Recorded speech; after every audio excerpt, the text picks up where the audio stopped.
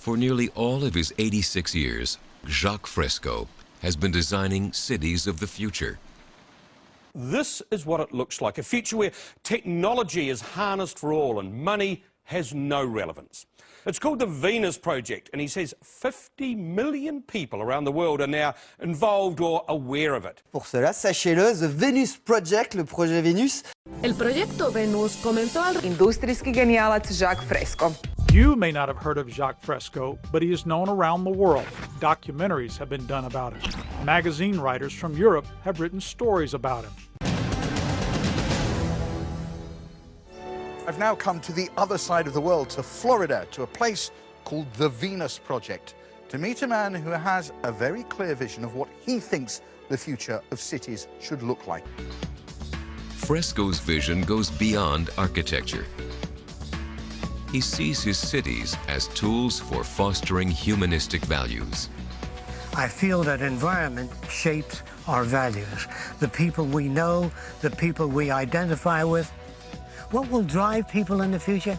A world without war, without hatred, without bigotry, without prejudice. The future isn't Star Wars, according to Jacque. It's a home for everyone.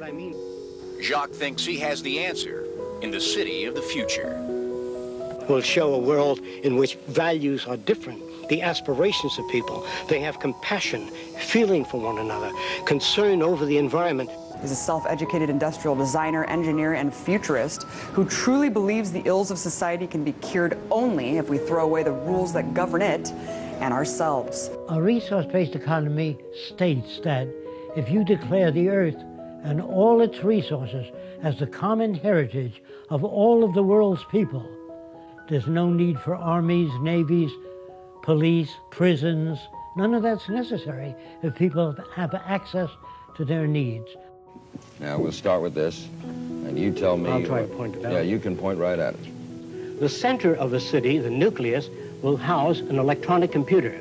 The computers do not control people. All the machines do is control the physical entities that comprise the environment. You can't be human or decent without the knowledge to overcome scarcity. He was talking about this stuff before it became trendy, before it became popular, before Al Gore started talking about it. To save our land, to save our environment, we've got to reorganize our way of thinking and reconsider our social aims toward the brotherhood of man. If you had a free society, you couldn't get people to go to war.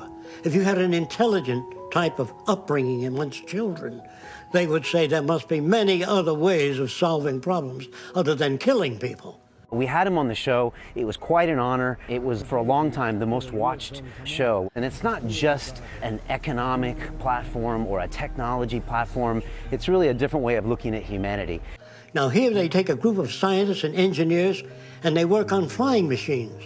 You give them a flying machine, they use it to bomb cities. So how can a person be scientific if they have allegiance to their country rather than to the earth and everyone on it and the intelligent use of resources? This would be a scientist to me. He is the founder of the Venus Project, which integrates science and technology for a new society based on human and environmental concerns. The primary function is to maximize the quality of life rather than profits. Mr. Jacque Fresco. We have to learn how to manage real economics, not for profit, for human betterment. Then you'll see the beginning of a civilized world. It must be a privilege to serve members of society. Not that we want rewards or medals or honor for what we do, because it is just an honor to do it. You don't always communicate with people. Jacque's work gave meaning to so many people's lives, and I feel very grateful to be one of them. There is nothing else I see that's more viable to work on that would bring such positive change to the way we live.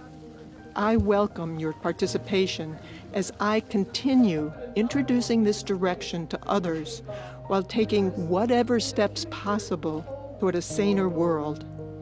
And I am so grateful for those who are working with me.